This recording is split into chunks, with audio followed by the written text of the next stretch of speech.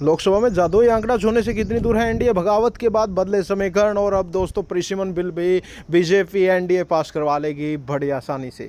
विपक्ष में भगदड़ इस्तीफों की झड़ी के बीच राज्यसभा में तो सीटों का आंकड़ा बढ़ा ही है, लेकिन अब लोकसभा को लेकर आपको बताएंगे इसकी जानकारी।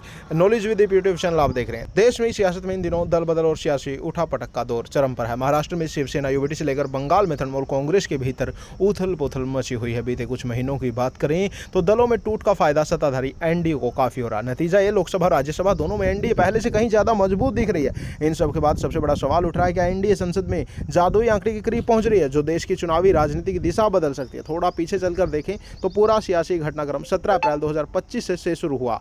ये बात है दोस्तों, नरेंद्र मोदी सरकार 12 साल के कार्यकाल में पहली बार संवैधानिक संशोधन विधेयक पर हार का सामना करना पड़ा था। गौरतलब है, सरकार ने संसद का विशेष सत्र बुलाया था, संविधान का 131वां संशोधन विधेयक 2026 पेश किया था। इस विधेयक का उद्देश्य था लोकसभा सीटों को 543 से बढ़ाकर 850 के करीब करना।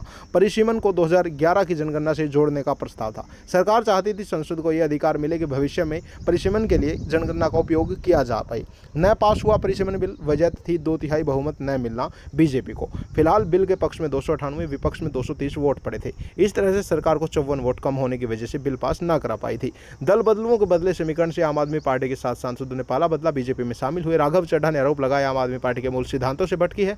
वहीं इसके अलावा यूबीटी के 6 सांसद भी पाला बदलने की तैयारी में बताए जा रहे हैं। टीएमसी के 20 सांसदों ने दूसरी पार्टी ज्वाइन कर ली है। इन सभी को कुल मिलाकर बात की जाए तो बीजेपी अब कितनी दूर है? 2024 के चुनावों के बाद एनडीए के पास 293 सीटें थी। गणित बदल चुका है। 20 बागी सांसदों के समर्थन के बाद 313 का आंकड़ा मिल गया है।